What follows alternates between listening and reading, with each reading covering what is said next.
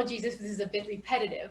So I'm not really sure, but I guess some of the introductory points that we were making is about focusing our views on voting should actually be oriented towards not just this world, but towards eternal life, towards salvation. So this, if there's a political party, a candidate, or something like that, that's going to hinder us from attaining salvation, then it's probably not a good idea to be voting for them. And I think similarly with the church, if there's a party, candidate, etc., that's going to make it difficult for the church to, advance its mission on earth, then it's probably not a good idea to be voting for them. So we said those introductory comments. Some other points that we had made, just to briefly summarize what just happened in the past few minutes, is that Catholics really need to be bold about bringing Catholic principles into the public sphere. So oftentimes these notions of separation of church and state and, things like that, but really, if you're a Catholic, a true Catholic, that's really part of your identity. Just because I step into the voting booth doesn't mean that all of a sudden I lose my Catholic identity. So that's important to keep in mind. And then the last point that we were making is about credible sources of information when you're forming your conscience. And oftentimes at the office, Ed and I will get a lot of different voting guides, and they'll be labeled as Catholic voting guides, but the conclusions that they reach on candidates are very, very different. I think largely sometimes they distort church teaching, but it's kind of harmful because then people are looking at, oh, this is a Catholic voting guide, but is it really? So in terms of our information, I would say there's really two avenues that Catholics should be looking towards. The first one would be documents put out by the United States Conference of Catholic Bishops, and I have it right here, the best one, which is Forming Consciences for Faithful Citizenship, and I encourage everyone at some point to at least look it over, and I'll be referencing it tonight. And also just general papal, magisterial, or Vatican documents. Sometimes they're not explicitly relevant to United States issues, but they contain a lot of valuable principles on voting. Right. Yeah, both our bishops and especially the Holy Father over in Rome, they speak very often about issues that matter a lot to us. They may not specifically put them in American terms like we're used to, because of course it's a universal church. But the issues they talk about, like the Pope in the most recent encyclical, trying to create an environment or a society of solidarity and fraternity, that is a direct application to us and how we conduct our affairs here. So we should listen to our bishops and listen to the Pope. It's really important. Okay, so for our discussion tonight, we're going to try to just briefly go through some of the most important principles in the Faithful Citizenship Guide. So I'm going to try to be as brief as possible while going through them. Then we're going to make some comments about abortion. That's often such a hot topic in Catholic spheres, whether or not someone can vote for a candidate that supports abortion. We're going to talk a little bit about hierarchy of priorities. Then we're going to do some sort of discussion, or at least a thought experiment. Can there be a Catholic argument for Biden? Can there be a Catholic argument for Trump? And then what do we do about third-party candidates? And then the end, we'll just leave some time for Q&A. But I do want to start out, and again, if anyone wants to follow along here in the audience, at home, on Zoom, that would be good. But what I'm going to reference here is the 7 key themes in faithful citizenship. So the church, the bishops are actually providing, I guess, concepts that Catholics should be focused on, or they should be taking into consideration when voting. And I don't think that any of them are a surprise, but it's worthwhile to at least briefly go through them. So the first one here is obviously the right to life and the dignity of the human person. And for anyone following along at home, it starts in section 44 of this document. And it's really, just to summarize as fast as I possibly can, the dignity of the human person is the foundation of a moral vision for society. Direct attacks on innocent persons are never morally acceptable at any stage or in any condition. In our society, human life is especially under direct attack from abortion. So the section really talks about that, abortion is an important issue for Catholics, attacks on innocent human life, like, this is not something that Catholics should be going along with supporting in any way. And what's also interesting in this section is that they also mention that Catholic teaching about the dignity of life calls us to oppose torture, unjust war, the use of the death penalty, to prevent genocide and attacks against non-combatants, to oppose racism, and to overcome poverty and suffering. So it's also interesting that those issues are mentioned within this larger life section. Right, and I think that's a really important point. A lot, when people hear us talk about the dignity of the human person and the right to life, they immediately think about abortion and nothing else. It's actually, as Alexis said, and as the bishops say, it's the foundational issue. All of these other things that are degrading to people, inhumane conditions in prisons or jails, racism, things like that, the human trafficking and prostitution, all of those things degrade the value and the dignity of people, and they are direct attacks on human life. So we always have to make sure that we keep our eyes on the bigger picture and not just focus in on one issue, as important as Yes. that one issue is. So of course, yeah, no, I agree with that. I mean, again, we don't want to minimize abortions. Abortion is very, very important. It's, as you're going to learn if you don't know already, it's really, there's not much around anyway from saying that it is the most important issue.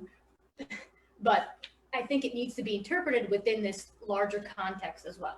So the next theme that the bishops call us to focus on is the family, community, and participation. And just to read a few basic sentences, the family, based on marriage between a man and a woman, is the first and fundamental unit of society. And then it says it should be defended and strengthened, not redefined or undermined by same-sex marriage, other distortions of marriage, et cetera, and it also mentions about parents having the right to choose an education fitting for their children. And again, these are basic things that we know. So marriage is important, choosing candidates and their views on policies that are upholding the family unit, not, hindering it in any way. Right. We have to always make sure that the laws and the policies that we pass reinforce the strength of families and not undermine them. For instance, historically here in the United States, we've had some welfare policies that discourage poor people from getting married. And that's not what we want at all. No, we don't want that at all. We want to encourage people to get married, stay married, provide a stable environment for their children, and where parents have the oversight of the raising and education of their children. Yes, for sure. Now, the next theme or category that the bishops talk about is rights and responsibilities. And they group a few different rights in here. And they say, every human being has a right to life, the fundamental right that makes all rights possible, and a right to access those things required for human dignity: food and shelter, education and employment, health care and housing, freedom of religion, and family life. So that's interesting. So they start from the right to life, and they also derive associated rights. So that's something that's worthwhile to focus on. And you can also see how that circles back to the emphasis on the dignity of the human person.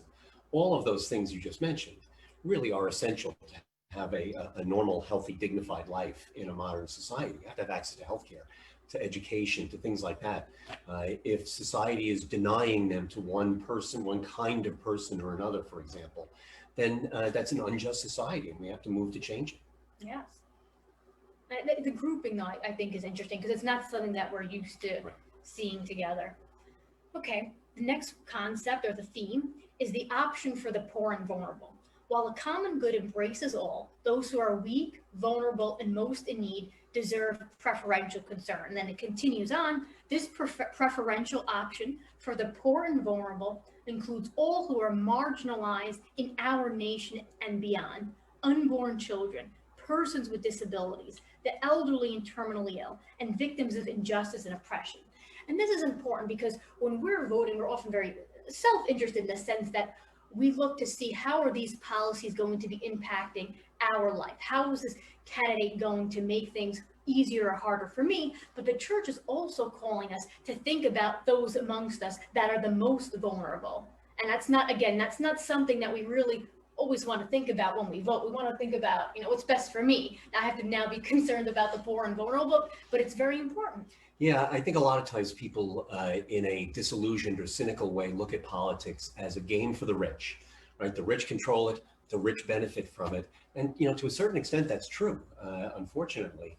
But the popes, especially Pope Francis, Pope Benedict, Pope John Paul, all the way back to Pope John the 23rd, have really emphasized this option for the poor, that we've got to keep them first and foremost in our minds. I mean, Jesus couldn't have been more clear in the Gospels about this, about our obligation to take care of poor people. And if anything, the COVID pandemic has shown how vulnerable certain populations are, especially disabled people and elderly people. Yes. Okay, now the next theme is the dignity of work and the rights of workers, and it talks a little bit about the economy. So the economy must serve people, not the other way around, and that we need to be concerned about the rights of workers to productive work, to decent and just wages, to adequate benefits and security in their old age, and to the choice of whether to organize and join unions. So obviously, again, that's important, but it also can become controversial in many ways, especially when we get into the intricacies of economic policies between candidates. And is there always a stereotype where certain policies or certain parties, I'm sorry, are more inclined to business corporate interest while other party is not? And how does that all play out? But even in the midst of that, we do need to be focused on the dignity of work and the rights of workers. And especially the church has always been on the side of workers to make sure that they have what's necessary to raise their families, a living wage that they can afford to live. And the popes recently, especially Pope Benedict actually, after the financial crisis, raised some very tough questions about the financial industry and how our economy, especially in the West, has become very dissociated from actual productive workers, and how they very often get lost in the hunt for profits. The gig economy, which treats people as kind of just interchangeable parts and doesn't give them benefits and things like that. It's something, again, that the church really encourages us to take a hard look at. Yes. Okay, so we're at our sixth principle. Of course, there's 7, God's number, but the sixth principle is solidarity. So the bishops talk about loving our neighbor has global dimensions and requires us to eradicate racism and address the extreme poverty and disease plaguing so much of the world. Solidarity also includes the scriptural call to welcome the stranger among us, including immigrants seeking work, a safe home, education for their children, and a decent life for their family. So again, other concepts of addressing poverty, welcoming the stranger, ending racism, all these concepts that really, again, people might, I don't want to say uncomfortable, but are not always used to coming to terms with and then assessing what their real implications are. So what does it mean? Like, how do I welcome the stranger? How am I voting in that way? What does that mean? Does it mean, therefore, I have to vote, for policies that are just so open to immigration? Or does it mean I welcome the stranger in a different way? Right. Yeah, and immigration tends to get a big emphasis on this. Racism, obviously, these are important issues in this election. But it goes even deeper than that. It goes to the way that we talk to each other.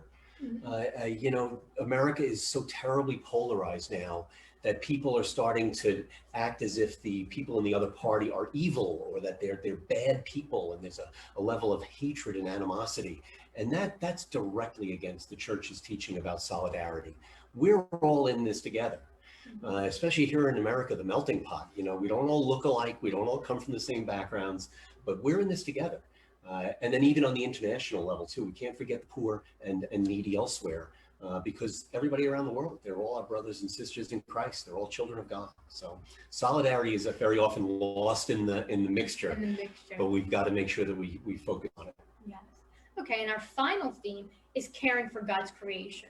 So we have a moral obligation to protect the planet in which we live, to respect God's creation, and to ensure a safe and hospitable environment for human beings. And then as stewards called by God to share this responsibility for the future generations of Earth. So when we think about the environment, it's not so much just about this life now, but also about, are we leaving creation in a state that's better or worse for future generations?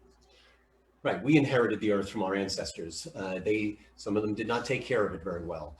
We've got an obligation to our descendants to make sure that we hand on a world that is healthy for them, that is still able to support people and their incomes and their economies, their energy needs and so forth. But we have an obligation to creation. God created it and it is good, right? That's the book of Genesis. It's not there for us to exploit. It's there for us to till and keep, I think is the language of the Bible. We have to take care of it. And Pope Francis certainly has been very strong on this. It's a polarized issue over the question of climate change, but we can't get bogged down in those policy differences. The care for creation is something everybody should be able to agree on. Yes. Okay, so when I first read this document several years ago, it seemed like, okay, great, the bishops are laying out all these different principles and everything matters. And I wanted more concrete guidance, like what are the priorities? Does a candidate stands on whatever 5 issues that's in favorable of the church's teaching, I don't know, trump their whatever position on something that the church disagrees with? It was very hard to navigate.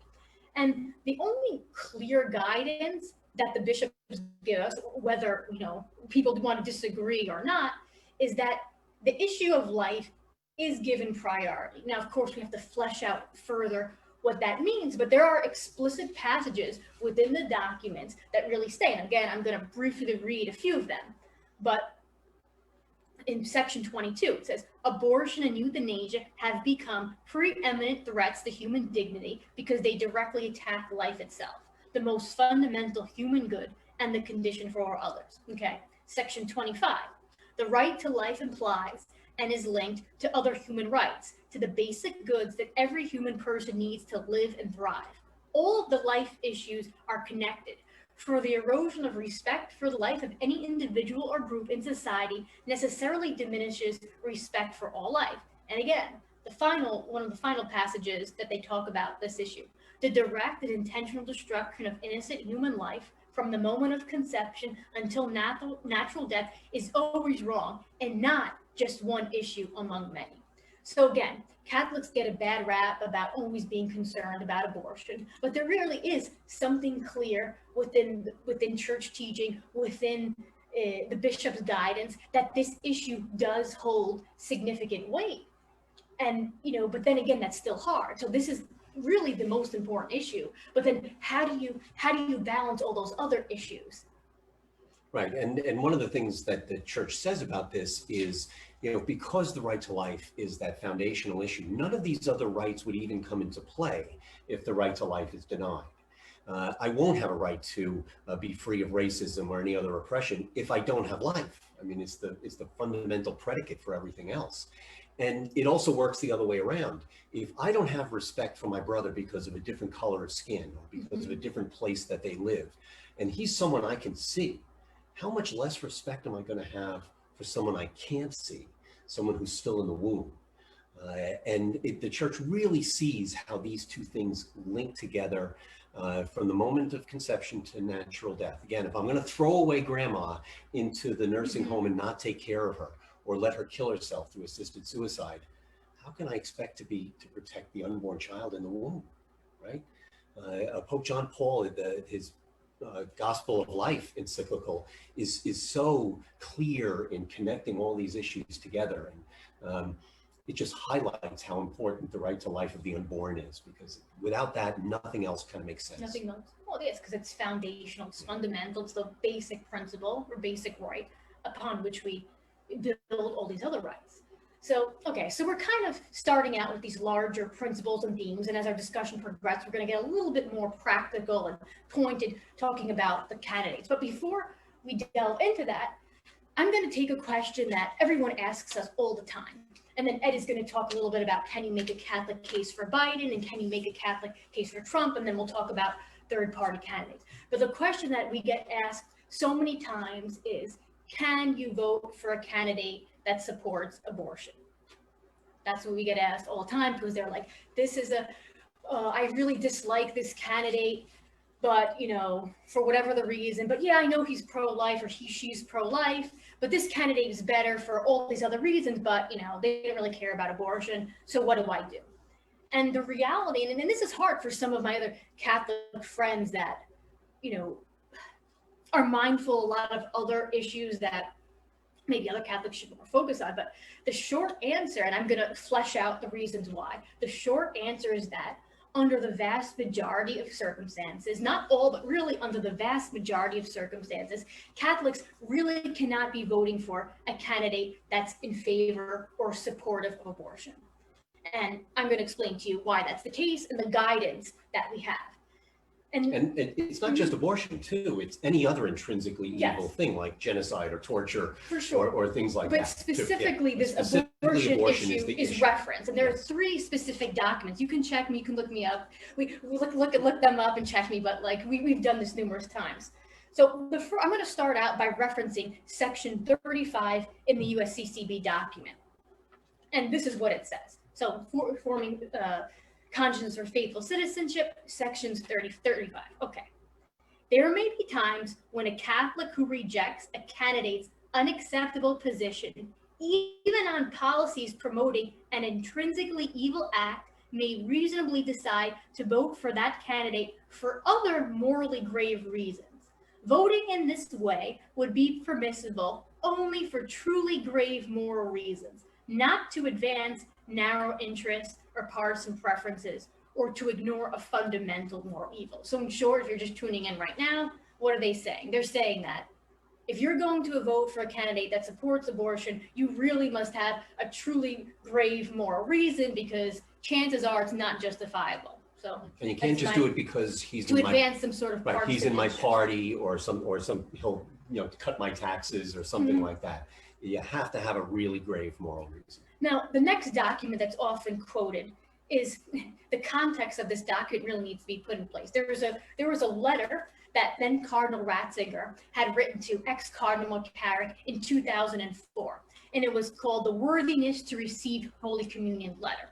And that has 2 important portions that I want to speak about. The larger context of that document had to deal with whether or not politicians should be denied communion. But there are 2 specific portions that we need to be mindful of.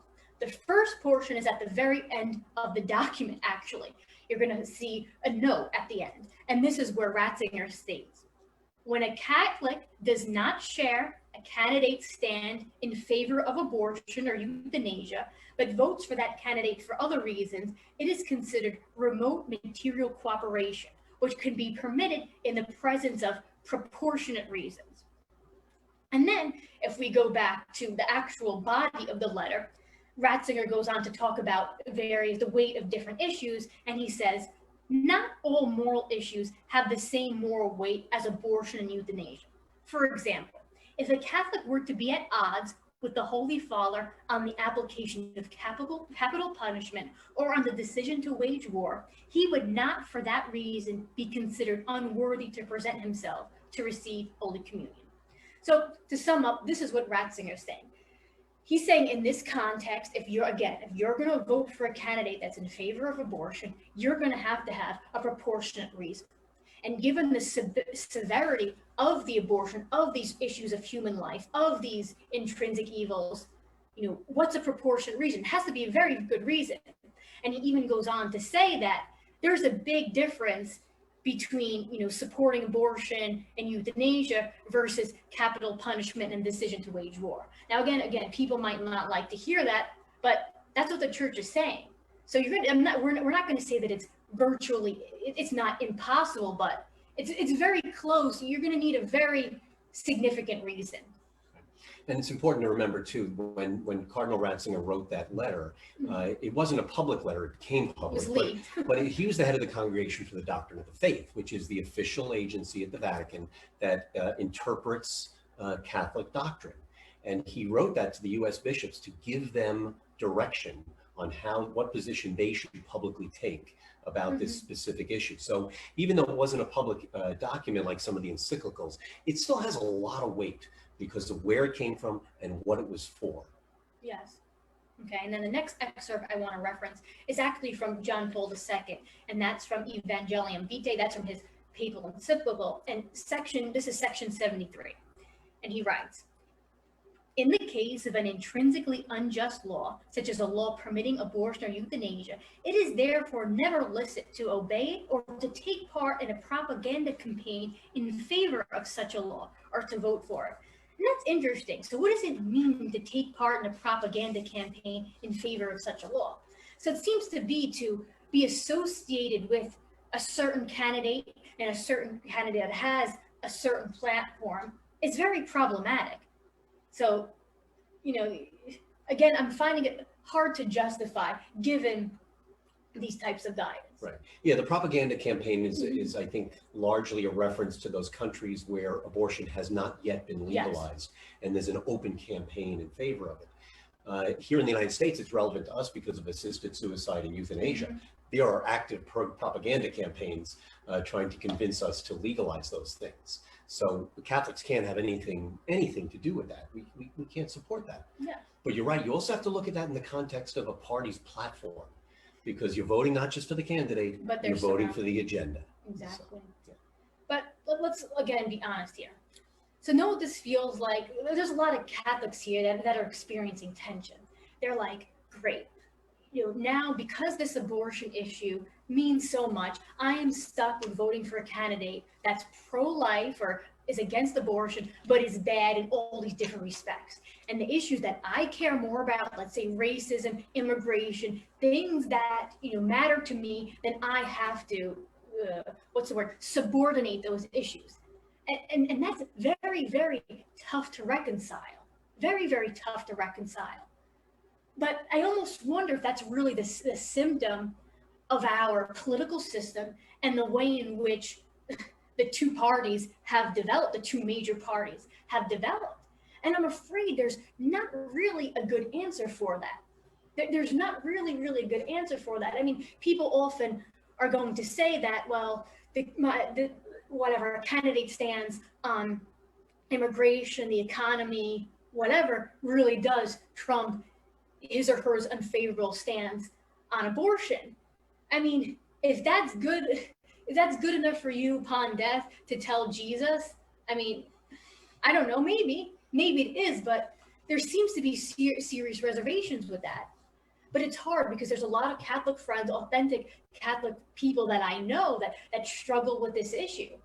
And I think, and now we're going to get a little bit more practical, that this is something unfortunate that Catholics have kind of gotten themselves into in terms of voting for the Republican Party. It's kind of like, we're just going to get on the bandwagon because for the most part, they're the more, party that's against abortion. So they kind of take a lot of our votes for granted. And that's an awkward position to be in. It's like, no matter what, we're just going to vote Republican because they're just better because of this issue. And it's a difficult position for Catholics to be at, but it seems to be that this is our reality.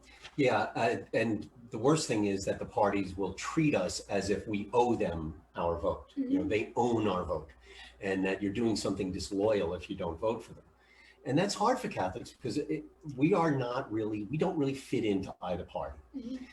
And if you read Faithful Citizenship, you really see that. I mean, we would have a wonderful country, actually, I think, if some party were to appear and enact what the bishops recommend. But nobody fits.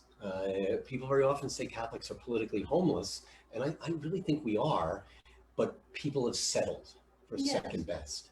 And that's exactly why I think you're saying that it's such a difficult decision for so many people. So here we are. Yeah. But it really is hard. But again, we have obligations as Catholics to vote in this way and take these principles in mind. So, okay, so what we're going to pivot to next is that Ed is very good at this. We're going to try to do some sort of thought experiment. Can you make the Catholic case for Biden? Can you make a Catholic case for Trump? And then we'll talk a little bit more about third parties. So okay. I enjoy what Ed does this. So. And we actually disagree about some really important points here. So well, more towards the end about third party candidates. So okay. We'll see about that. Right. So, you know, we're in a difficult position here because of the way the issues fall down on the partisan divide. And it's very easy to fall into the trap of treating all the issues as if they were equal, sort of like little Lego pieces, that they're all the same size, and they're not. So we have to respect that. We have to take that into account. Now, I'm going to speak very frankly about the case for Mr. Biden and the case for Mr. Trump.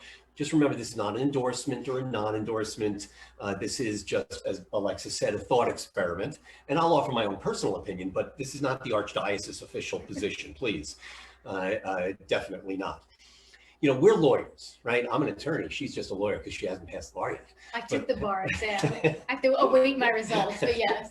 But anyway, we tend to think in legal terms, and I actually think that's helpful to normal people to think a little bit maybe in legal terms. Based on what the bishops tell us in faithful citizenship, it's clear that there is a very strong presumption against voting for a candidate who favors an intrinsically evil act like abortion. Just a presumption against it. You're in favor of abortion, euthanasia, whatever, then the presumption is I can't vote for you. But what the bishops say is that you may vote for them despite that evil position if there's enough evidence to support it, right? And they say truly grave moral reason. That's a very high standard to me. We lawyers talk sometimes about burdens of proof, right? And one is preponderance of evidence. And it's like, well, there's 51 to 49. That's not truly grave moral reason to me. Truly grave moral reason comes much closer to what I used to operate with as a prosecutor, which was beyond a reasonable doubt. So whatever label you put on it, it's clear from the way the bishops present this that the burden of proof is very hard to meet. It's a very high burden. There's got to be a lot of evidence that will support the idea that there's a truly grave moral reason before I can decide in good conscience to vote for that person despite that evil position that they take. So that's hopefully that will help you a little bit. But again, that's the way that I clarify my own thinking. So let's talk about the specifics. Can we make a Catholic case for former Vice President Biden? So let's take a look at the negatives and the positives to see where the evidence falls, right? Now, we know that he favors legalized abortion, right? So that's a major factor right there in the balance, right? There's now a presumption that I can't vote for him. And taxpayer funded too. Right, and he wants to get rid of the Hyde Amendment, which would force Americans to pay for elective abortions around the country. He's committed to appointing only judges who will support legalized abortion. He has already said, and his running mate has said even more strongly, that they will fight against any state laws that put any restrictions on abortions. So we've got a lot of heavy negatives there, right? There's other negatives too that we can take into account. He has a track record of not always telling the truth and making stories up about his own background and things like that. He's been running for president a long time, and his history, if you go back, is not a really great one as far as that's concerned. He also is taking position on other issues that are very significant. Religious liberty. He's already said that he's going to again reinstate this mandate that would force religious organizations to pay for contraception and abortion-causing drugs. That's the Little Sisters of the Poor that took their case up to the Supreme Court. His party has radicalized on this, right? So remember, we're not just voting for a man or a woman, we're voting for a party that's going to put people into office, into sub-cabinet positions, cabinet positions, and they're going to enact policies. The Democratic Party has radicalized over these issues, over religious liberty, over abortion, and most recently over gender ideology. Mr. Biden said that transgenderism is the civil rights issue, a major civil rights issue of our age. Well, that's a direct denial of the fundamental truth of our faith, that man and woman are made in the image and likeness of God, right? So we got a lot of stuff over there in the negative column. So is there enough evidence? Can I see enough evidence that would, to a truly grave moral reason, right, beyond a reasonable doubt or close to it, counteract all of those negatives? Well, there are some arguments that are offered about this. If you look at Mr. Biden's positions on economic issues, on budgetary issues, on anti-poverty issues, healthcare, they are very much more in line with the policy positions recommended by the bishops. Now, those are not intrinsically evil situations. They're pragmatic decisions, so I don't think they carry quite as much weight. They don't carry as much weight as the intrinsically evil issues. Certainly on immigration, Mr. Biden and the Democratic Party would bring in a much more humane and sound immigration policy that would be in keeping with the bishops. I'll talk a little bit about Mr. Trump's immigration policy in a minute, but it would be a very vast improvement. And that is a very significant issue because the mistreatment of migrants is intrinsically evil. It's specifically mentioned by the church. It's also argued, and I think credibly, that Mr. Biden will be able to reduce racial tensions in the United States, whether by policy or by tone and things like that. Obviously racial tensions are at a boiling point here. And I think there's a reasonable argument that can be made that he'll help to reduce those. He's got a lot of credibility in the Black community. They're very loyal to him and they respect him. So those are all arguments that are offered. But the argument that's offered most often by Catholics who want to justify their vote for Mr. Biden is they point to Mr. Trump and they say he's such a bad person, he's got such bad policies that this guy has to be better. Well, the problem with that is that would basically require me to take off the table all of those intrinsically evil things I was talking about: abortion, violations of religious liberty, gender ideology, and pretend that they don't exist or that they don't matter. And the bishops have specifically told us we can't do that. We can't make our decision to ignore a fundamental moral evil. So it's a big problem, that argument. Yeah, maybe he is better than the other guy, and maybe there's a damage control argument, but is it enough? And I just, for myself, I just cannot see any way that meets the burden of proof. The number and quantity and significance of those intrinsic moral evils that Mr. Biden and his party favor and will enact if they're put into office just doesn't meet the proportionate standard that's given. Yeah, it just doesn't. I know people struggle to find that. I just can't see it. And I certainly couldn't do it. I just don't see that the negatives are in any way outweighed. Now, just quickly, because I'm going to be a little difficult here, Okay. but then this is a question that we get, especially from friends and people that are very Catholic, but they're also persons of color, and they see Biden as better for them for whatever reason. Maybe it's credible, maybe it's not a good reason. I don't know. For whatever reason, that's what they view things. So they seem to think that, well, if they're voting for Biden, that's going to improve the situation for people of color, and that, okay, fine, he has an unfavorable stance on all these other issues, but why is it that abortion trumps racism? Yeah, and that's a very compelling argument, especially for people who are on the bad end of racism. But again, you have to weigh things, and this sounds crass, I think, to some people, and they're not comfortable with doing it. But the problems of race are very grave. Racism is a very grave evil, and I think, and as I'll say in a minute, I think that Mr. Trump has contributed to that, the racial tensions. He's done not enough to reduce them. But on the other side, we've got 750,000 unborn children who are killed in the womb. They're dismembered or they're poisoned. A large percentage of those, at least in urban areas, are black people. I just, in my conscience, as evil as racism is, and honestly, as bad as Mr. Trump is on that issue, I just can't see how it can outweigh 750,000 children killed every year in the womb. Not to mention children abroad who the Democratic administrations tend to promote abortion abroad as a so-called human right. Well, and especially that you mentioned and highlighted that a lot of those unborn children are unborn children of color. So in a sense, that's a form of racism. It's certainly racial indifferentism, yeah. And I think a lot of women of color who go and get abortions are the victims of racism themselves because of the structures of sin that have been created by decades and generations of racism. So in a way, it's a good point, actually, because the abortion of Black children really is in some ways indirectly the result of racism. Yes. So, all right. So I'll go over to the other side. All right, I'll go to the other side. What about Mr. Trump? Can I come up with a Catholic argument that would enable me to vote for Mr. Trump, again, based on what the bishops are saying here in faithful citizenship? Well, let's take a look at the negatives. The biggest negative, of course, is Mr. Trump's character. Character is always an issue. Qualifications for office are always an issue. I think it's fair to say that Mr. Trump is he's a habitual liar. I mean, he just is. He's a storyteller. He has brought nastiness and calumny and conspiracy theories into American politics. He's contributed a lot to the degradation of politics and of his office. He's shown very little respect for the law and for the Constitution.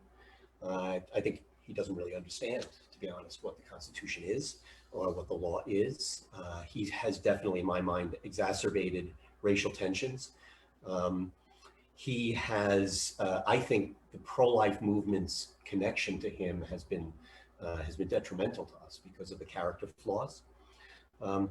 You know, he has in other cases promoted immoral use of military force, attacking civilians, things like that, using torture as a weapon against terrorists.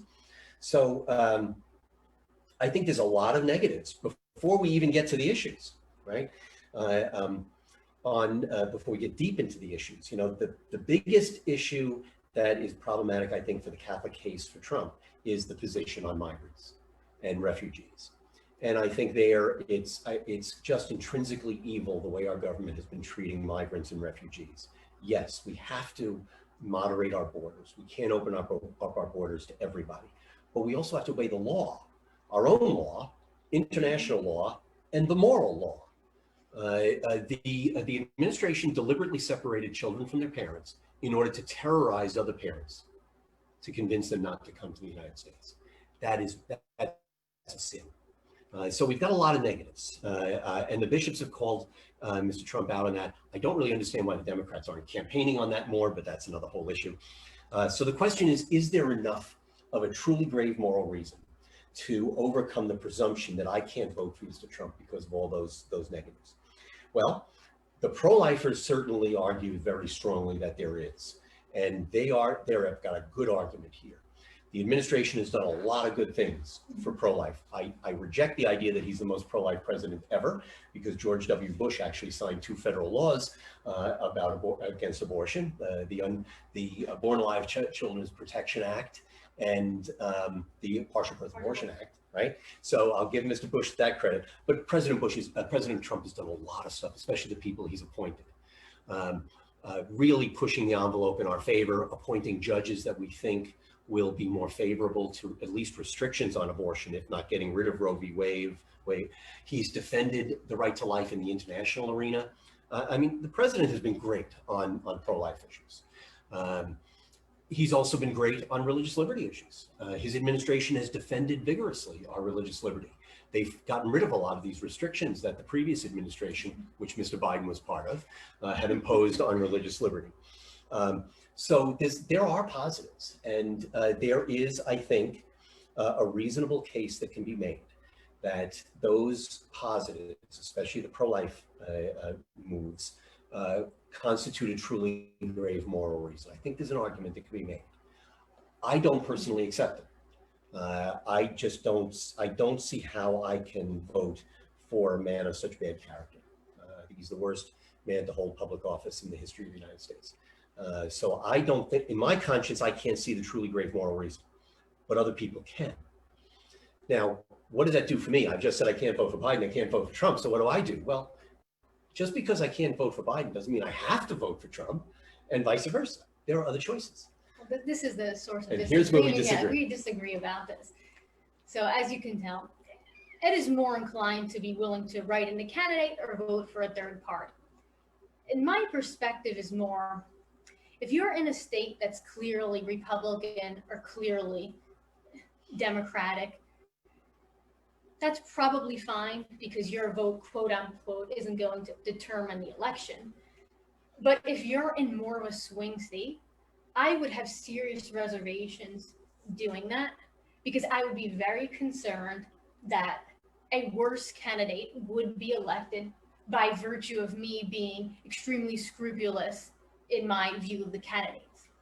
Yeah. And I think in that way, just to summarize here, it seems to be that in good conscience as Catholics, it would be very unlikely to vote for Biden, but that doesn't mean that you therefore have a moral obligation to vote for Trump. But I feel like, and I'm just going to say it straight up, that if you're in a swing state, I really think that that's where your vote should be headed. Whereas I think in New York, perhaps we have moral liberty since it's just a democratic state. So if I want to write in an American Solidarity candidate, I can. I just feel like in a lot of the swing states, sometimes elections come down to thousands of votes. And again, there's a lot of different, as will then challenge me, there's a lot of problems with voting this way, for sure, because you're kind of just like holding your nose and looking the other way. But I'm just concerned about a greater evil happening. I want to prevent a worse evil from happening. So voting for the less bad candidate is a better option. Yeah, and that's a legitimate point of view, even though I disagree with it. I think a lot of people are going to hold their nose, just like they did in 2016, and vote for Mr. Trump because the alternative is worse. Certainly from a pro-life perspective, that's a rational argument, because a Biden administration would be a catastrophe for the cause of human life. So I respect that. I don't agree with the idea of tactical voting because voting for bad candidates rewards the party for offering bad candidates. Not voting for the bad candidate tells the party, I'm not satisfied with that person. Come up with a better candidate and I'll vote for him. Yes. So that's why I believe that it's important to vote for minor party candidates like the American Solidarity Party, which is a good, solid pro-life party, as a way of sending a message to especially the Republicans, but also the Democrats. I mean, think we have friends who are pro-life Democrats, and they have been driven out of the party because of the intransigence of the Democrats. They tried very hard to stay in, to move the Dems back towards a rational position on abortion. And the party kept on offering them bad choices. So they eventually opted out. No, and that's true. But I just think so what are the practical implications of this, in the sense that, okay, I'm voting now for a third party candidate, which is more in line with the integrity of my beliefs, but then we have this worst candidate that gets elected.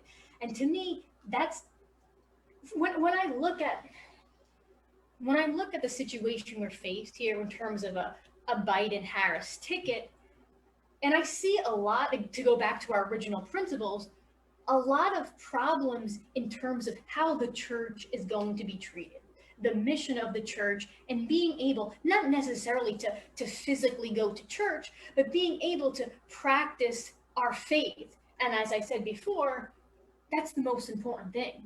It's not just about this life, but eternity and salvation. And I really would go so far to say that Harris is anti-Catholic. I mean, we don't always really want to put out those labels, but I think there's an argument to be made that she is actively anti-Catholic. And I think that there's going to be a lot of harms for the church, that the church will suffer in a Biden-Harris administration. But again, this goes back to my fundamental disagreement with you about the meaning of the vote.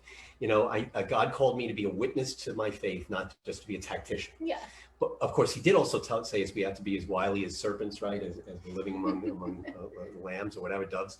But I really think that it's important, especially in this day and age, for us to be witnesses and to bring our faith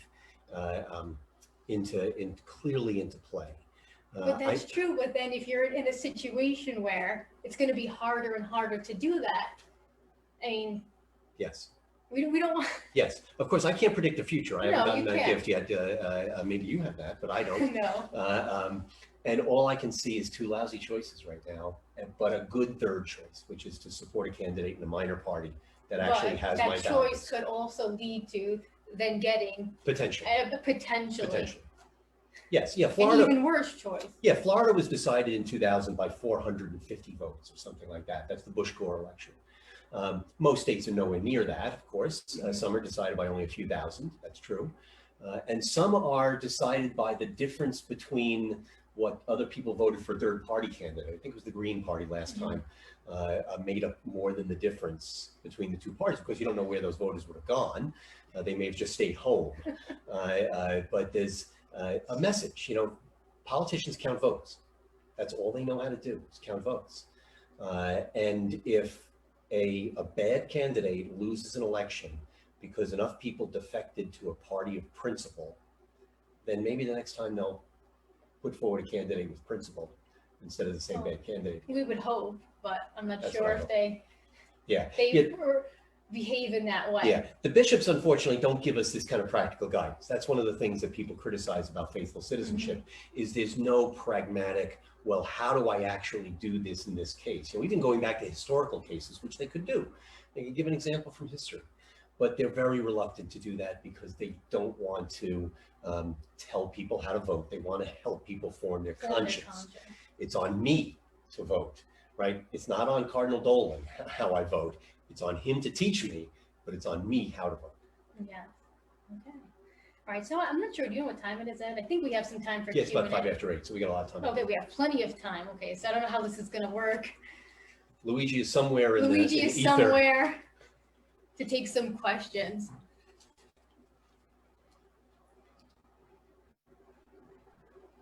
Right here. There he is. So we did have a question in one of our chat rooms, and it was a reference to when you were talking about making the case for Trump and speaking about Trump being the most pro-life president ever.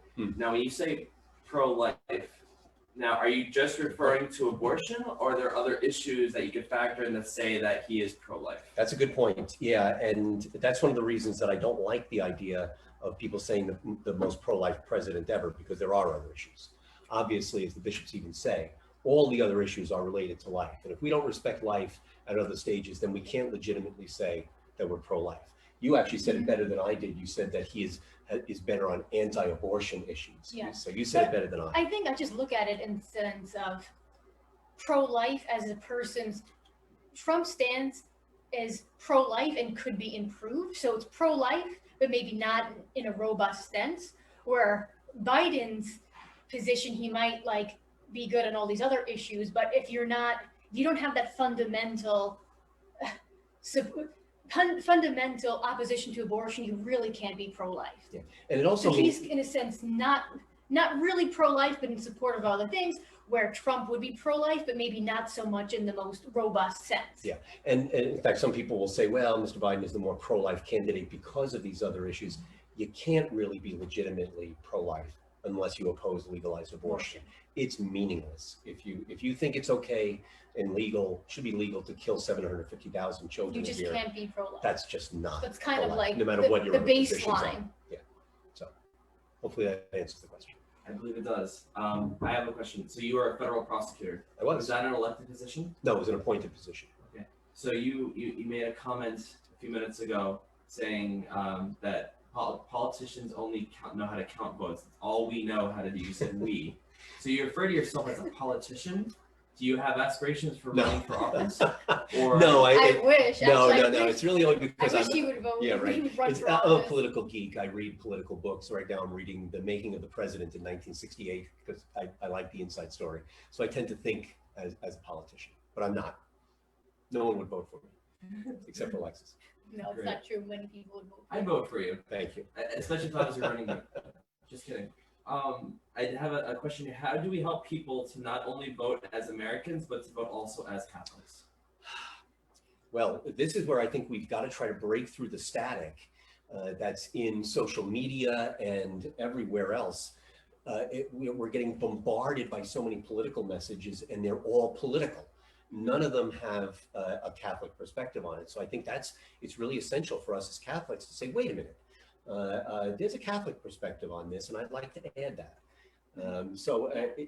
We can't just buy into the rhetoric that's being used now. Or ever by the politicians. It's insufficient. So we have to just add in the extra leaven to the bread. And I think it also comes down to identity. So, if you're a Catholic person, that identity really should determine and permeate, who you are, how you think, how you decide. I mean, yes, you're an American, we're Americans here, but our Catholic identity is the most fundamental. So that's what we really need to be voting or thinking about issues in terms of, not necessarily our American identity or maybe some sort of ethnic identity or whatever, who knows what other identities, but specifically our Catholic identity. And I think that's something we always have to encourage people. Well, are you Catholic? Are you more Catholic? Or are you more American? It's funny, the Democrats, I think, are actually in some ways better about identity than a lot of pro-lifers and Catholics are. Negative sense. In a negative sense, because identity politics has a lot of problems, especially when you get down to gender identity and stuff like that. But they're quite open that you should vote according to what your identity is. Now, I think we pro-lifers and we Catholics should be the same, just like you said. Our identity is Catholic because that's the fundamental relationship in my life, my relationship with God and with my brothers and sisters in Christ. So I'm not a Republican, as a matter of fact, but why would I ever choose an identity of a transitory political party that's only been around for 160 years, rather than choose the identity that unites me to the cross of Jesus Christ? It's crazy. Which matters more. Which matters a lot more. Yeah. It's funny because your fiance just asked that question, and then he's like, "Of course, my fiance answered my question before she even saw it." Good job, Alexis. But coming from somebody who also is an independent, and a lot of my constituents here, my Catholic HB people, they're sick of hearing me say this, and I quote it from Father Chris Organo all the time, and it's not what we do that defines who we are; it's who we are that defines what we do. And we're first and foremost sons and daughters of God, and Yes. And because that's our first and foremost identity, everything we do follows. So even when it comes to voting, but most importantly, it's how we live our lives. Yeah. Because if we live our lives in the best way we possibly can, then a lot of these issues should resolve themselves, because then everyone's going to see the Christ reflected in our life. Yes. And make the appropriate choices from there. Yes. So, Absolutely. And just think if Catholics did exactly what you're saying, live an authentically Catholic life, even while talking about politics, even how much better the political rhetoric, first of all, would be. Candidates. The quality of candidates.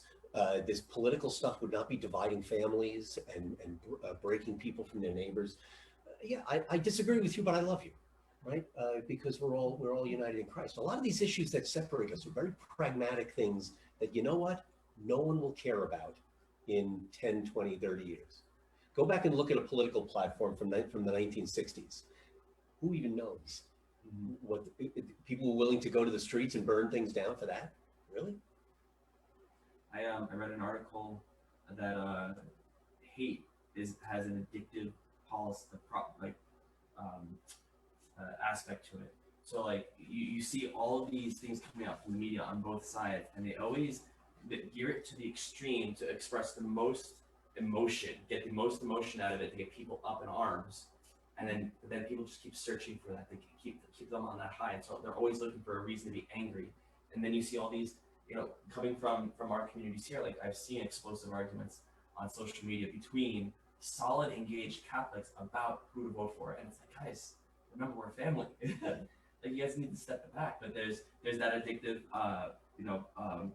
property to hatred and to anger that people are feeding off of right now, and it's a matter of being able to get people to step back from what their experiences are right now, so that they can think clearly and objectively before just completely acting on emotion. And that's what our country's doing right now, is that we're acting on emotion. Yeah, we're kind of engaged almost in a religious war here in the United States. As I think authentic religious connection has declined, people are substituting we always have to have some belief in some transcendence, So right? politics or ideology, we talk about this often, is now become the substitute for religion. Yes. And then, now you can understand why the Catholics and Protestants were killing each other in Northern Ireland or in Europe in the 17th century.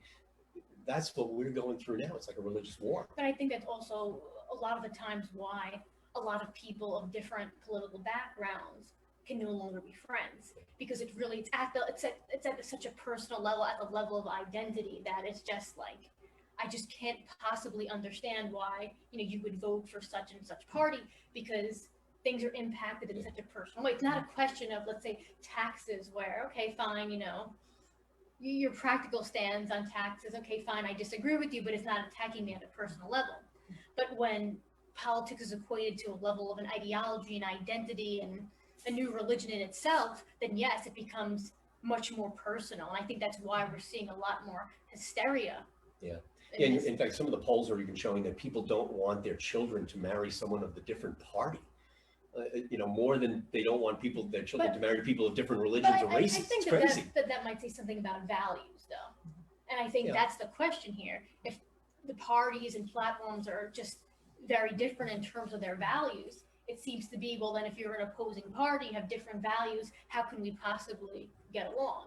Which is scary, though, but it seems to be that's the direction. I mean, I'm not a person who engages in these debates in Facebook often, very rarely. But in the times that I have engaged, I'll lose some friends over it because they just can't, they don't want to hear this. What a shame. I But mean, that's such a that's the shame. I world also that think we we live look in. at it because we look at our faith and we have like engaged Orthodox Catholics and we have cultural Catholics. Mhm. And now we also have cultural Democrats and we have cultural Republicans. And the reason why I Yes. know this is because when me and my wife got married, she was a Democrat, but she knew nothing about the Democratic platform really. She didn't know what they stood for or what they were preaching. Right. She was just a Democrat because Culturally. her friends were Democrats and she just kind of went with the flow. She was cultural. And then, after we got married and we started looking at politics, she, registered independent because we don't affiliate with the party. Our views, like, as you said before, as Catholics, we don't fall into any particular line, so we registered as independents. But she was a Democrat because she was, everyone she knew was a Democrat. That's an interesting point, Luigi, that you make, because we know plenty of people like that. So it's kind of easy to fall into a Democratic identity or Republican identity without really understanding it or just kind of feeling, or not really knowing why. And I think to reorient yourself, to put the focus on your Catholic identity, and then from there, assessing whether or not you want to vote for a certain party. Yeah. That's the way to go. But it is interesting though. Yeah, it's almost like in the old days, if people wanted to get a sense quickly of who you were, they would ask, what church do you go to? Right? So you go to the Baptist church, you go to the Methodist church, you go to the Catholic church. And now I think people will say, well, what party are you with? And they'll use That's that worse. as the I feel like that's linchpin. worse. I know. They'll use that as the linchpin to define who you are and to make a judgment about you. But the onus is on us to educate ourselves. Yes. And I hate when people say they get educated when they're talking about like certain issues and then they're putting stuff out that some of it may be correct, some of it's not correct. But that's like their go-to line, get educated. It's like some of us are educated, but it really is on us to get educated because we tend to get swept away again in emotion. If, let's say, your friend, if you don't know anything about politics, gets up in arms about and gets really upset about a particular issue, even if they're on the wrong side of that issue, you go with them because your emotion is with them. And we have to be able to step back again objectively, and the onus on us to do the research and have an objective look at what the issues really are and what's happening. Yeah, when in politics, my idol, I guess, or my patron saint is Thomas the Apostle. Right? Show me. Down your time. Yeah, I don't believe it. Show me. Yeah. We got a few more questions. Sure. Should we vote with only 2021, 2025 in mind, or say voting for Biden might be an ultimate vote for Kamala to be the next Democratic nominee? Inversely, a vote for Trump may incite greater violence, division, hate, and social division. Like, should we vote in terms of what's going to happen in the next 4 or 5 years, or what we think is going to happen? See, that's hard because we can't really foresee the future. I think, if anything, the coronavirus is somewhat unexpected, so no one knew that this is what we would be doing for the past 7 months here. That's very, very hard. I understand voting in that way because you want to have a holistic perspective, and I think that also coincides with a lot of the voting for a third party types of discussions, but I don't know.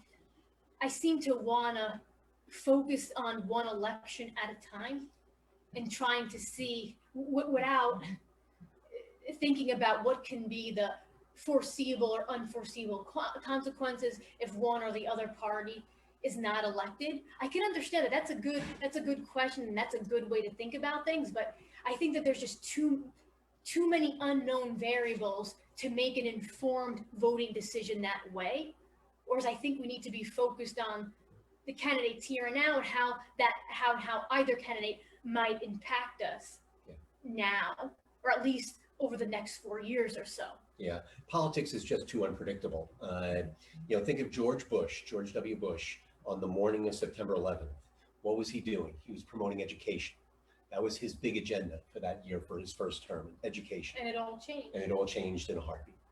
So I just think it's so hard to predict. And some of that also is projection, what I wish would happen.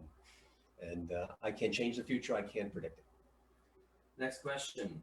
I would ask for any insight into judicial nominations, qualifications, and bars to the position.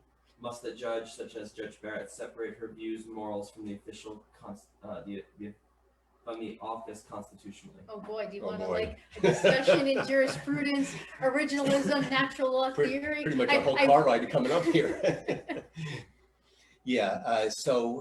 Obviously the appointment of judges to the federal bench is very, very important, especially to the circuit court. Actually, the circuit court judge, that's the intermediate appellate court. The district court is the trial court. Circuit court is the appellate court, and then the Supreme Court. The circuit court is actually the most important court in the United States because they decide most of the cases. And they apply the law to most of the cases. The district court judge does first, but all the significant cases are appealed. That's where the action is. You need to appoint judges, I think, who are going to respect the law as it is, respect the process, which is to say the policies are made by the president and the Congress, and then are interpreted and enforced by the courts. So we have to respect the process. Now, there's a lot of discussion about how you interpret the Constitution and so forth. We don't want to get into a long, involved discussion of what originalism is, but when you take your oath of office, as I did actually when I was appointed to be an assistant U.S. attorney, you swear that you will defend the Constitution of the United States of America to the best of your ability, and that's what judges do. And they also swear that they will judge cases fairly and without any kind of bias or preference to the parties. So a judge, especially a judge who's interpreting the Constitution, has to be very careful about what it is that they're incorporating into their decision. Every judge adds stuff in, right? The Constitution's not sufficient to answer every question. Every judge has to supply some other values, basic principles. Right. So you have to be careful about what you're bringing in. You can't not do it. That's, I think, Alexis and I talk about this all the time. That's, I think, the fundamental flaw in originalism, is that they pretend that you can, but you can't. So, you go for it, because I'll go off on a tangent on natural law. No, I think that in terms of, obviously there is a lot to be said for upholding the Constitution and trying to judge in a way that really is upholding the Constitution to the fullest extent possible. But I think the reality of what a lot of originalist interpretation or textualist interpretation is, they're very idealistic in the sense that the Constitution answers all the questions and the text answers all the questions, and you don't need to look beyond the four corners of the text.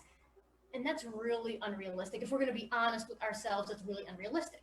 So then the question comes, well then, what's filling the gaps in those types of decisions? And that's really what people get concerned about. And then that's really where, people say, well, then you're bringing politics into this discussion and all that. But I'd say it's not necessarily politics, but it's more principles. If we want to refer to, English common law, we want to refer to Blackstone. What were they referring to? They were really referring to natural law principles. And I don't know to what extent our audience knows about that. And based on Christianity. And that's what was filling the gaps. I mean, but that's not where we are now. But that's not where we are now. So as Catholics, I personally, I think we should be more bold and honest in saying that, yes, I am a natural law theorist. I adhere to the natural law, and that's my, view. And of course, I'm going to uphold the Constitution, but the reality is the Constitution isn't going to answer all our questions, and those are my basic principles. And that's would have been the principles of the founders, actually, yes. too. Yeah, it's again, it's very difficult because you don't want judges legislating from the bench. That's the term. You don't want it to become just a partisan tool. And unfortunately, right now, actually, when the scholars study this, the best predictor of which way a judge is going to come out on a case is which president appointed them. And I feel like now, not so much. But yeah, still though, yeah, and that's not good. If you look at Justice Roberts, he's further to the left. Yeah, well, Justice Roberts actually is an interesting case. And by the way, our criticism of originalism here is not in any way a criticism of Judge Barrett, who is a really admirable person and a really smart person and a really good judge. The theory of jurisprudence. Yeah, so yeah, we're not talking about negative about her at all. She's great. But one of the things that you see, Justice Roberts has gotten a bad reputation because of his decisions being very minimalistic, as narrow as possible. And I think what he's trying to do is avoid the problem of originalism. I really think so. I think he's trying to avoid trying to bring too many values in, because there are a lot of other judges on the Supreme Court. That's all they do. So it's judge appointments are really very difficult because they're there for life. If Judge Barrett, and that's why they're important. Yeah, if Judge Barrett gets on the court, what is she, 48 years old? She's going to be on the court for 30 years, 40 years, right? No other people have such long-lasting influence on the United States. No president, no Congress member even. Even congressional members don't sit in Congress that long, I don't think. No, I don't think so. So neither of you have any aspirations to become a judge? No. No. Okay. First of all, I couldn't get confirmed, and I don't want to have that kind of power over people's lives. I'm gonna modify this question a little bit. But Ed, using your age to your advantage here. Oh no. Is this election cycle different than any other election cycle with the effects that Trump has had on his position in the White House? Has this opened the floodgates? Will politics continue to grow more extreme? And do you think socialism and Marxism will continue to play or become a major factor in the upcoming future of our political government? Yeah, okay, well. Using your age. My age. Yeah, well, I remember presidential campaigns back to 72, and I'm reading a book about 68, then I'm going to walk my way back into 1960. Certainly, the President Trump is a unique person in American politics. No president we've had is anywhere near like him in his divisiveness, with the possible exception of Andrew Johnson, who I was not alive for. He was first post-Civil War president. So his divisiveness and his approach to the presidency is unique and uniquely negative. I don't know if there's any other politician out there who would even step in and follow that same style. Maybe the same policies, but I don't think the same style. So there's that. I think once Mr. Trump goes off the stage, things will calm down quite a bit, and things will tend to revert back to something more like normality. Now, we are becoming more and more polarized. That's something that's been going on forever. And again, I'm reading a book about the election of 1968. I'm talking about a divisive election in the middle of the Vietnam War, riots at the Democratic Convention, an open racist running for president and winning several states down south. Crazy election. Even later elections were very divisive. 1980 with Reagan versus Carter. So, but we are definitely getting more polarized. And unfortunately, the way that we select a president feeds into that, because it's all popular vote fueled by the media. But not in the sense of the electoral college. No, but I'm talking about the primaries particularly. The way the primaries are run is almost a guarantee of increasing extremism. So as far as Marxism and socialism is concerned, I don't think there's any danger whatsoever of America becoming a Marxist country. But the Democratic Party, I would say, is moving further to the left. Yeah, they're becoming much more like a European social democratic party, where there's much more government influence and control of the economy. I don't think we're going to nationalize industries any more than we've nationalized Amtrak, which is a failure. I don't think we're going to go that direction. There'll be an increase in social welfare policies, I think, over time. That's the way Europe has gone. So tax rates will necessarily go up in order to pay for all of this. I think those are long-term trends that have been going on forever, and I think they'll continue. Now you're younger. What do you think? You're in the middle of it. I think that Trump has just been a very, very different president. So when you're a little kid and you think of a president, I don't know, you have maybe George Washington in mind or Abraham Lincoln, and you see Trump and it seems to be just very different. Now, is that good? Is that bad? I mean, personally, I don't really enjoy that he thinks that tweeting is the best way to give information. It seems to be a bit unprofessional. So his style is just very unorthodox. But I think I'm concerned that, regardless of whether Trump wins or not, I think the partisanship and the division in the country is what concerns me. Of course, I don't have the historical background in the sense that were things more divided in the past, so maybe this is not something I should be excessively concerned about. But I do see that society overall, at least American society, seems to be going further to the left in a negative sense. Further to the left in the sense that we talked about all these Catholic principles going in the opposite direction of these Catholic principles. And that scares me because I feel that my views are increasingly becoming in the minority.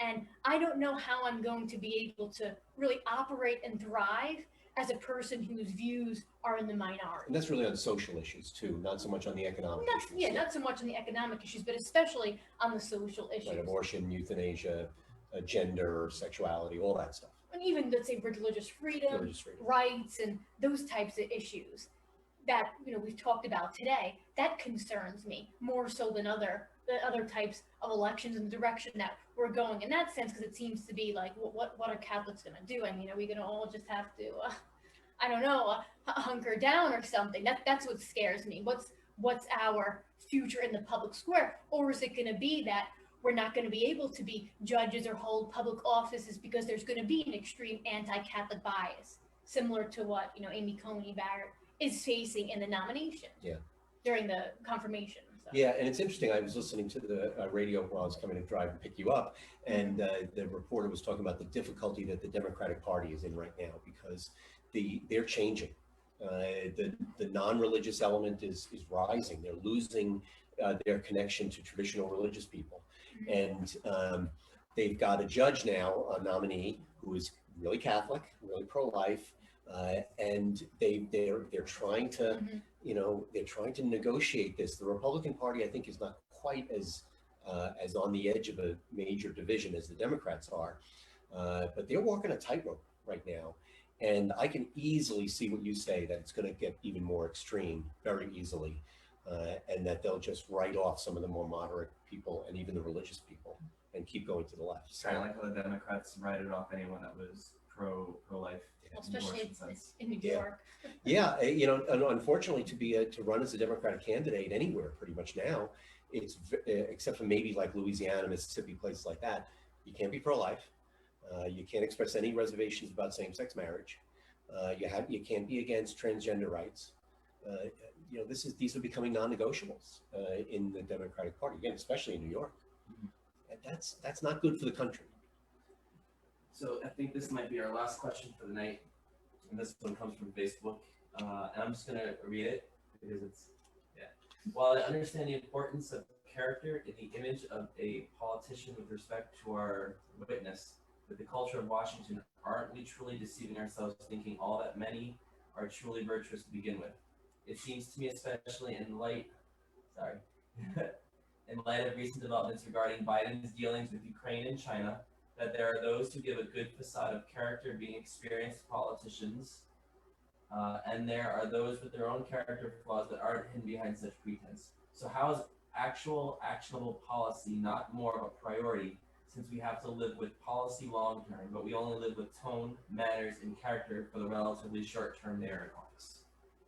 Okay, so it's saying, really, to boil it down, policy should matter over character, tone. I wouldn't agree with the lumping of tone and character. I think character is fundamental, but I think to this person's point, yes, there is something to be said, obviously, about the policies in place. But there's something, I don't know, maybe it's thinking of more like, there's the Machiavellian phrase, the end justifies the means, and that's a little bit concerning to me. So like, if you're an unscrupulous person, if you're like a bad person, but you then enact good policies, like therefore we should just be happy? I mean, perhaps. I mean, obviously I'm answering the question in a theoretical sense. He makes the trains run on time. But it seems, Mussolini, here we go. I would say that there is some truth to that comment, but it seems to be that we're just settling if we only look at the policies and the ultimate ends and just take for granted that everyone in Washington is corrupt or certain politicians are more corrupt than others. I don't know. Yeah. I've been following politics for a long time, so and I've been dealing with politicians for a long time. I'm very clear-eyed about what most politicians are like. There's so much money and influence in politics at every level that there is always an element of some corruption, deception, and undue influence. It happens. Sometimes it happens on the mega level, and sometimes it happens, just around the corner. It's a necessary thing with human frailty. And not that I say I accept that or take that as a given, but I still think good policies can be enacted, and I think people of good character can still succeed in politics. I don't, along with Alexis, I don't think that we can accept a bad character, because I really believe bad character leads to bad policies. Dishonest people enact dishonest policies, and they can't be trusted to enact good ones. And as cynical as I am, and I'll tell a story for a second, okay? So I was down in Washington, D.C. For the March for Life, and I guess it was 1992, 3, I can't remember the year, when the Paula Jones, Clinton, Monica Lewinsky scandal exploded across the news. Pope is in Cuba, we're at the March for Life, and President Clinton's sex scandals are all over the place. And I was taking a cab ride, and I was being driven by a fellow who was an immigrant, who came from an African country, I don't know where, and he was saying to us, "You people are crazy, getting upset about this. This is what politicians do. All of our politicians are like that. You shouldn't care about this." And I got a little angry, and I said to him, because we were actually driving right along the mall in central Washington, and I said, "You see that big statue, that big obelisk over there, the Washington Monument? And I see, you see that big memorial down at the end there, the Lincoln Memorial? You know why we put those big things? So that the president can always see the Washington Monument when he looks out his window, and Congress can see both of them when they look out their windows, is because that's what we expect of our presidents. That's what we have to expect of our presidents. And shame on us if I sell out the legacy of George Washington and Abraham Lincoln and other great presidents who were honest, good men. And all those senators and congressmen who were great men, honest, good men. Dwight Eisenhower, people like that. I mean, these were great people. Just for 30 pieces of silver, because they give me policies I like. I guess the question is more about, well, who really cares about their characters as long as they're enacting good policies? I mean, in a very utilitarian sense of the term, maybe that's technically true, but it's really not. It's very there's detrimental implications of that line of reasoning, because it's only going to beget worse and worse quality of politicians, and from there, worse and worse policies, inevitably, even if it's not necessarily happening now. Yeah, it's really decadent, and you get what you deserve. You'll get the machine politicians from the old days who were corrupt, get the boss tweeds and people like that who were corrupt, up and down, and didn't care about the people. So, and if we're called to holiness, if we're always striving for holiness, should we not settle for nothing less than someone who is along that same journey with us? We should certainly want to bring them along with us. Amen. Yeah. So we don't have any more questions, Okay. but I wanted to put what you have. Do you still have your blog where you keep everything? Do you want to do a little plug for that, because people can stay up to date on politics, court cases, that kind of stuff that comes across that affects the Archdiocese? Sure. I have a page on the Archdiocese website. It's one of the blogs. You can find it by looking under news, I think, and it's called Stepping Out of the Boat. It's inspired by the passage from St. Matthew's Gospel where Jesus invited St. Peter to get out of the boat, and in faith he did. So I think in faith we have to step out into the stormy weather of the public square. That's the idea. And I probably on about a weekly basis, I write something having to do with current affairs and what's going on. I focus a lot on legalities, because that's what I'm interested in. It's what we talk about all the time. A lot of the blogs come from our conversations. So I invite people to look at that. I also, on the Public Policy Office website, which is also connected by the Archdiocese, there's a link to a, not daily, but semi-times a week, little email I send out about headlines of interest called Varia. So if people can subscribe, I think. Yeah, so on the website, if you go into the Archdiocese website and you go into one of the offices, public policy, you'll see certain tabs to the side. One of them will say public policy blog, which is Ed's blog, Stepping Out of the Boat. And then there'll also be a link on the main page to sign up for Ed's Varia email, which is always interesting. I think it's kind of fitting, because right now in these few months and extending, we're here at Catholic D3, we're in something called the Time of the Rock. Mhm. And our focus is to be like St. Peter, and it's leadership development, community development, and discipleship. Oh, wow. And so I think that was pretty fitting that your blog is named It's after about St. Peter that. in our See, there you time, go, St. Ed. Peter. There we go. So thank you for that. And Alexis, do you want to plug your discussion and discipleship? Yeah, so Ed and I host, and I've founded it over 3 years now. It's a group called Discussion and Discipleship, and where we talk about controversial issues explicitly from the Catholic perspective, whether they're social issues, political issues, philosophical issues, even moral or theological issues.